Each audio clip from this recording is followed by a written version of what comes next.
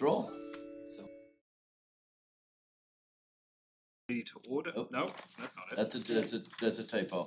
That should be I was like, the executive I'm committee. just checking I've got the right one, so. I call this board executive committee meeting to order. And the committee would like to welcome the audience and thanks you for attending. Viewers may watch live board meetings online at tcaps.net/board, and recorded meetings may be viewed on demand at the same address. Is there any public comment? Don't have any. Nope, alright. Then without public comment, we'll move on to procedural items. Is there any changes to the minutes from May 2nd? Good. And they remain as posted.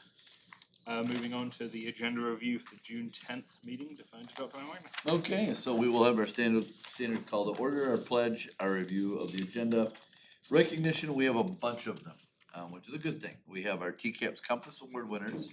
We have the Intermediate School District, and I believe TBA ISD recognize outstanding person, or I'm sorry, the Outstanding Persons in Education OPI Awards are with MEA. That award those, and so we're gonna recognize those winners this year. They've already been recognized again by the MEA, but we wanna make sure to do that. And we have the Northwest Education Services, and again, I think with TBA is the Outstanding Educators that are awarded, and they will actually have their ceremony coming up, but they have been publicly announced. And so we're excited to be able to recognize quite a few employees, and that will be a really good opportunity. Then number 5, we will have our annual public hearing for our budget coming up. So finance had the chance to hear the first of that today, but lots to share there. And then we will have a public comment period there as required by law. We will have our first public comment in the regular agenda after the public comment. So just to be clear, people can do both. So you can't do all three. But you can do the public hearing, budget, And or one. public comment 1 or number 2, but you know, or any of those combos of that. So just wanna make that clear. Then we have superintendent's report, legislative update, I'll have quite a bit with that. District highlights, we did have a board member that requested a report out on the cell phone data from our high schools and middle schools, so that'll be incorporated into my report, and we will have Joe can't make it, but we're hoping to get one of the assistant principals here. Jesse will be here, and then Dan and Kristen from West Middle Schools are playing. So, and then we have our required state benchmark assessment reporting, which we did have in curriculum as well already. And then we have our report outs from our different committees. We have our board office hour report out from Beth. And then we will let everybody know about the June 27th one. We have our consent agenda with the ELA, math, and middle school science curriculum purchases, as well as minutes from our regular meeting. And then a discussion, as always, our standing item with school safety update, bid services and purchases. We do have a new phone system that was presented today, and did that get put on discussion, or was that consent? Yeah, and it was just because it was the dollar amount. Okay, I I mean, thought I don't so. think there were any real questions. That's what I It was thought, I just wanted to make sure that was the case. Josie and I were the only ones at Yep. finance, so Yep. just wanted to let the other 5. Yep, that's what I thought. Okay, and then that there's a resolution for the amendment for the 23-24 budget, and then resolution of a certification for the 24-25 tax levy, and the resolution to approve the 24-25 operating budget. And again, it's a lot of estimating, we don't know where budgets are, and won't till after late June. So we're putting our best guess forward with that. Again, second public comment, board president closing remarks and adjournment. I think the only, well, I guess, I think it's not on the agenda, so we can cover it. I think the only thing is trying to make sure that all board members are trying to get their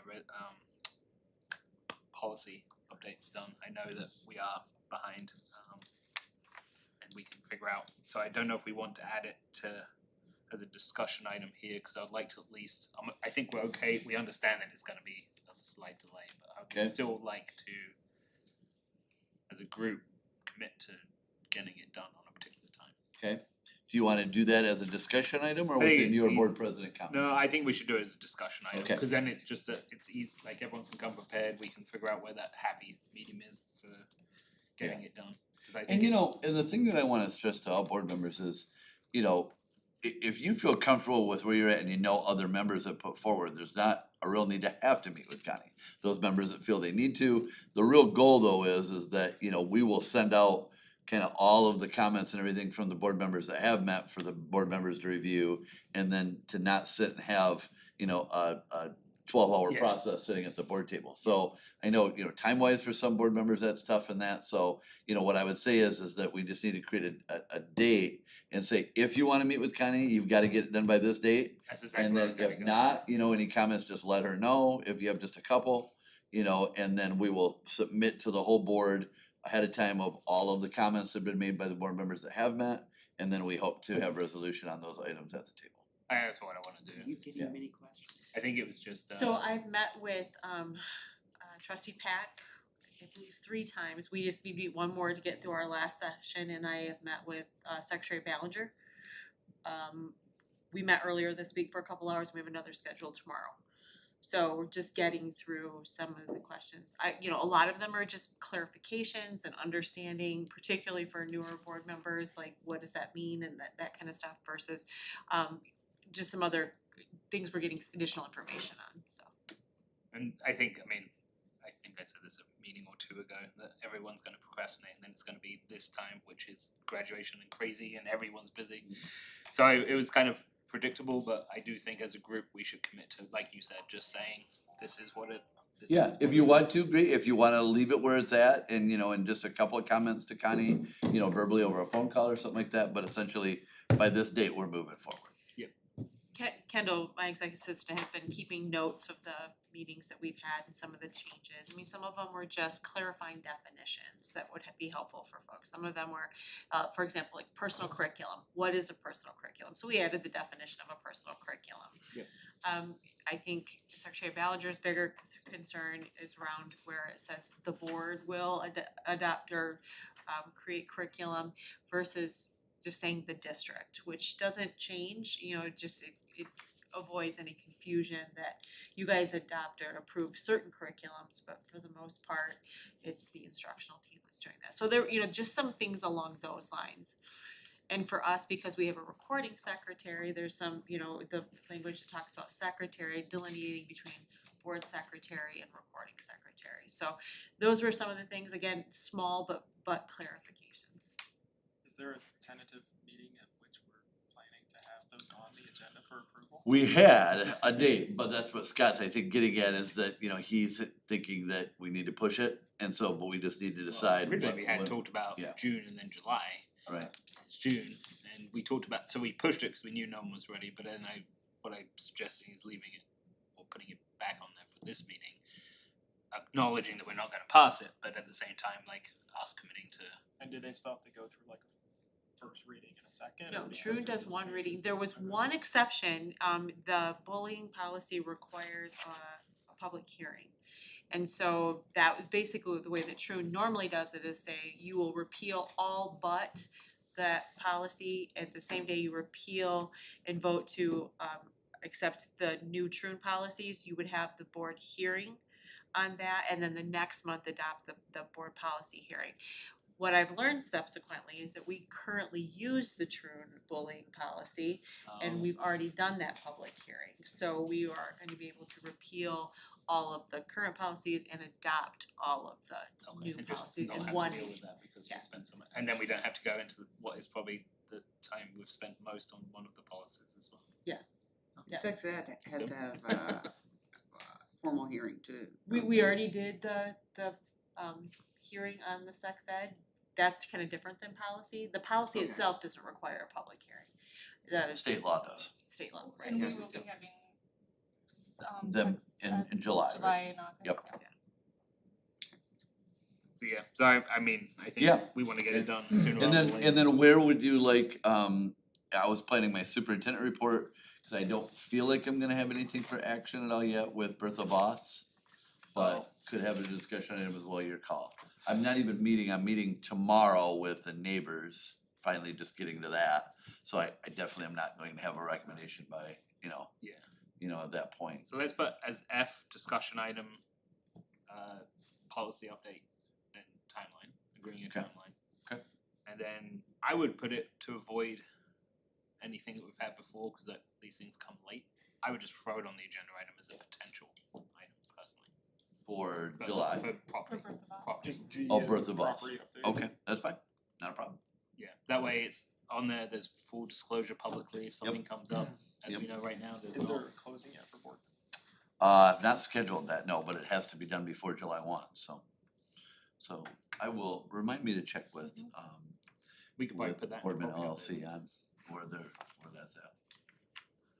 You just do a property update and just. Yeah, that works. That way it's fully disclosed, Yep. cause I don't So let's do property update. Okay. And that were I believe were my only changes, still getting a little bit back up to speed. Any other? Alright.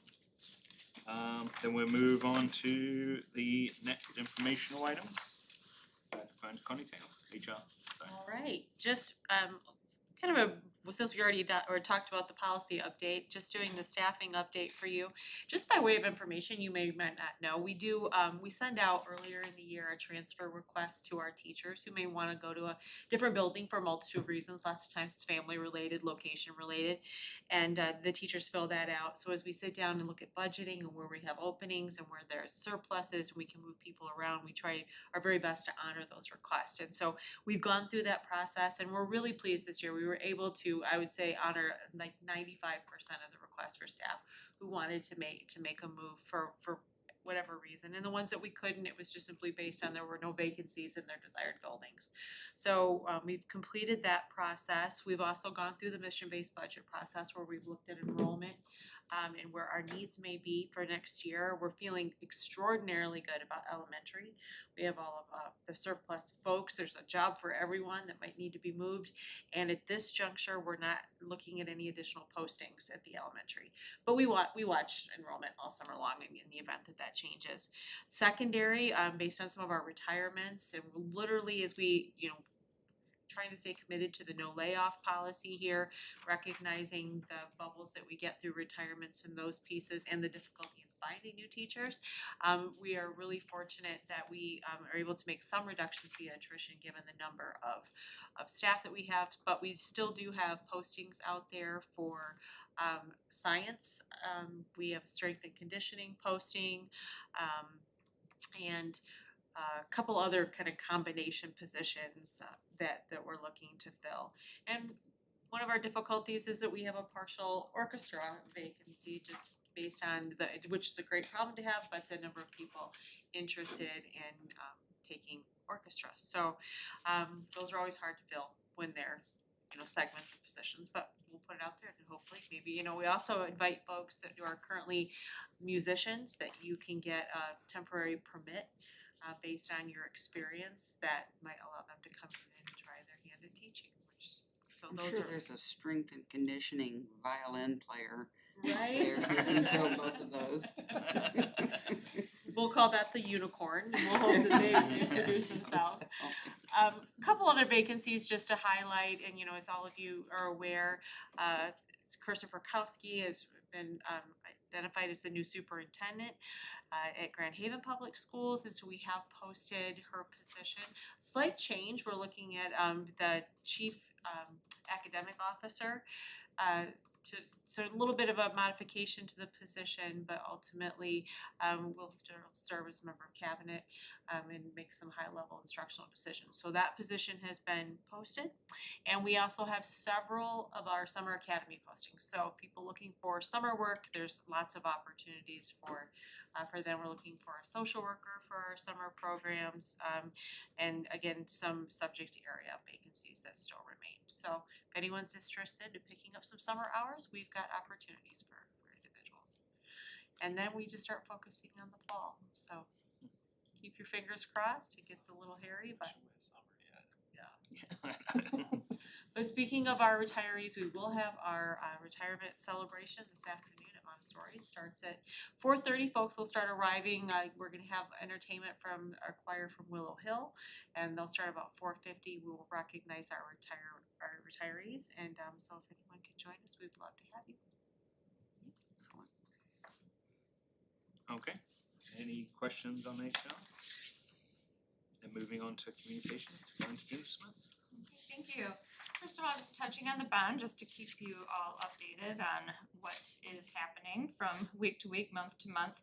Hopefully you did all see on Friday, the Bright Arrow message that was shared with Dr. Van Wagner's video message. And we did also on yesterday's newsletter reshare that information. So hopefully our families have all had an opportunity at this point to watch it. We're intentional to ensure to send it out before the holiday weekend so that hopefully families who had additional time to sit at home and enjoy their screen time would take the opportunity to watch that video. So moving ahead, I really wanted to provide some solid end of the year data on our student support network. It continues to be an area of growth for the district, and this is continuing to be true again this year. For the student support network, which we do a lot of classroom requests, and that can include everything from snacks for a classroom, school supplies, all of that. We don't even have a way to really measure that. But in addition to that, we did provide 716 student requests. And those requests do not fall under the McKinney-Vento. So the McKinney-Vento funding covers those students who do not have secure, adequate nighttime residence. So once you start looking at our McKinney-Vento population, we were at 426 eligible students for this past academic year. That number has grown. Last year we reported 390.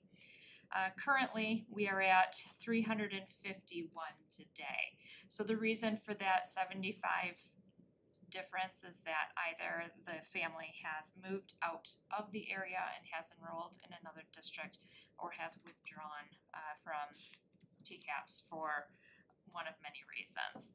So 351 is our current number. We do have 4% of our student population eligible under McKinney-Vento, which the state average is currently 2% as of 2021. So the state hasn't provided an updated number on that yet, but we are looking at 4% for our area. Yeah, so I was just meant to do the calculation. Yeah, it continues to climb. We do have 62 TCAP students who are actually labeled as unaccompanied homeless youth. So that is probably the biggest number that we are very wanting to make sure that we keep a close eye on to ensure that they continue to have all the items that they need to be successful at school and to ensure that they do reach that point of graduation. Another point of interest is that this year we had 20 of our preschool students enrolled through GSRP as McKinney-Vento eligible. So we can start to see that it's growing in those for our younger families as well.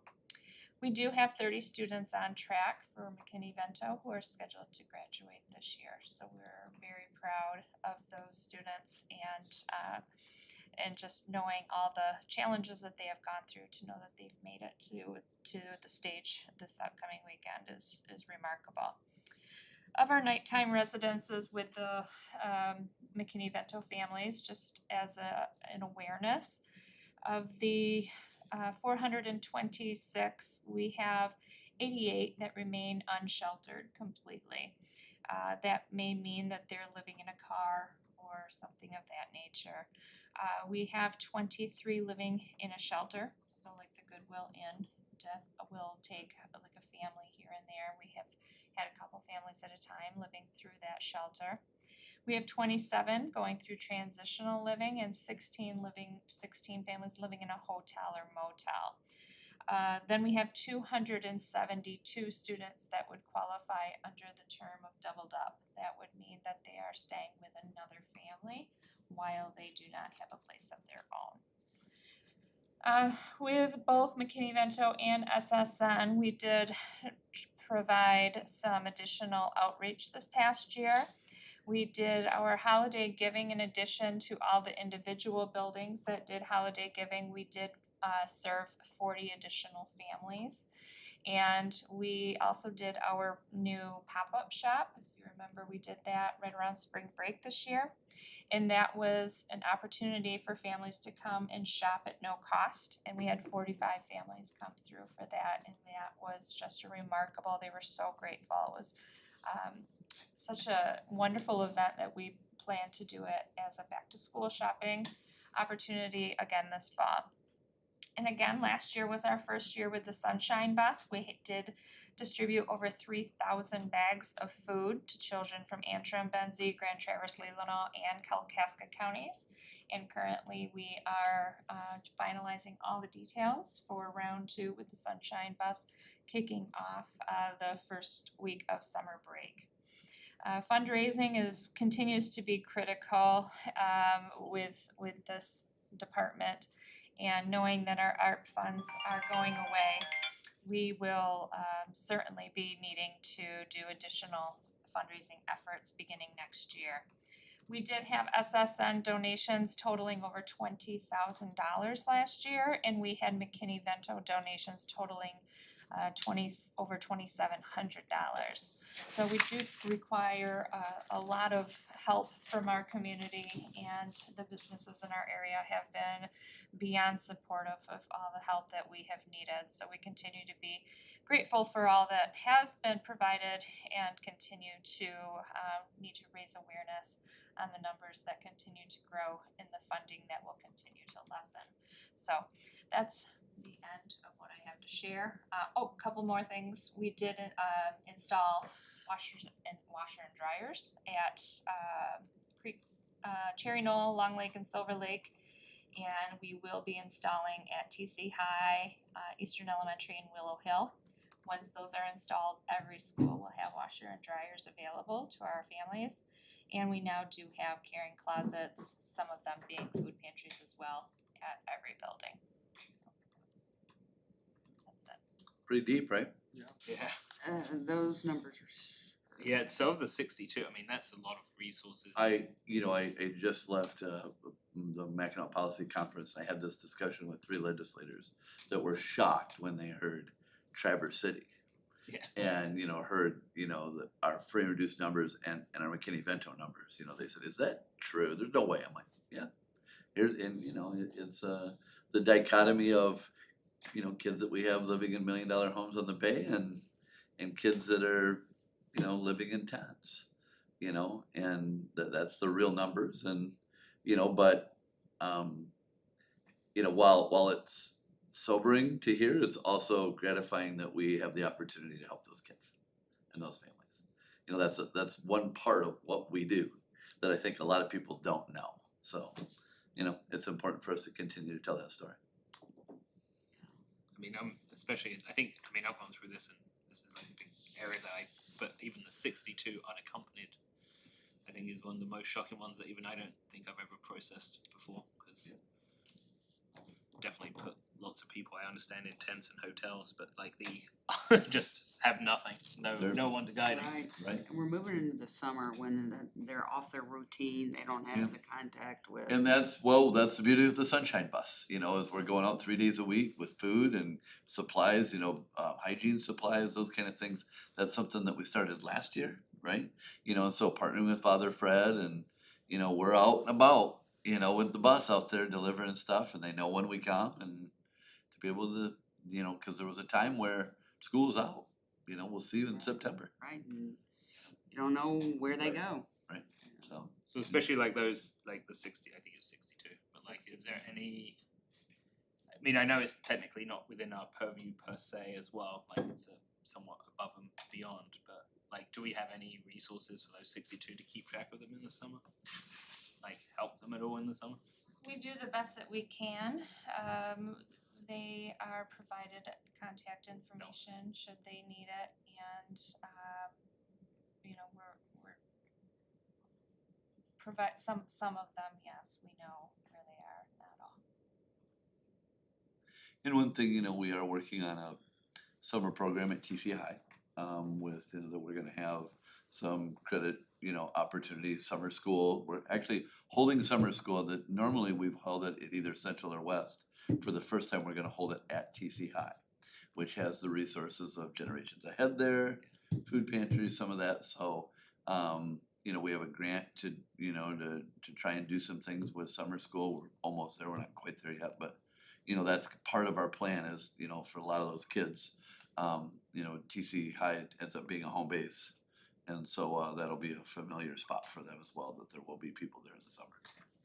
Is it appropriate to ask Ginger to give that report at their next full board meeting, or will you do it in the executive committee meeting report out? I do think it is important enough. I'm gonna say I would do anything to drive attention. I'm happy to As just I in my said. superintendent report, That's probably. go ahead and have that, and we'll just put a bullet and have you say those exact same things at the board meeting, you know, from that standpoint.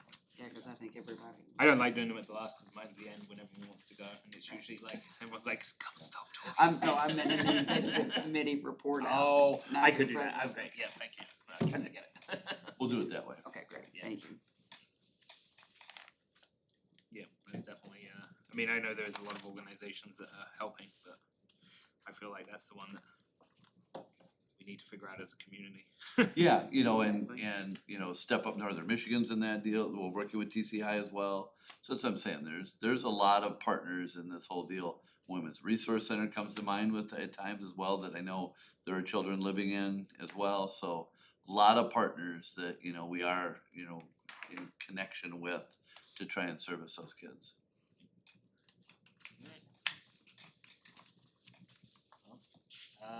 Okay, any other communication items? Alright, I would just add, so we don't end on such a sobering a note, the bond communication, there is you know, other groups that are working on communication and promoting the bond, which is not related to the board, so I've had a couple questions about it and it's like, it doesn't come to, I may hear as a courtesy sometimes, which I will forward on, but it is not our message and just an FYI to board members, I'll make sure I let everyone know that as well. But, with that, any other items? Alright, with if there's no opposition, we will adjourn the meeting. Alright, meeting adjourned. Connie, what time do I Yeah. need to be?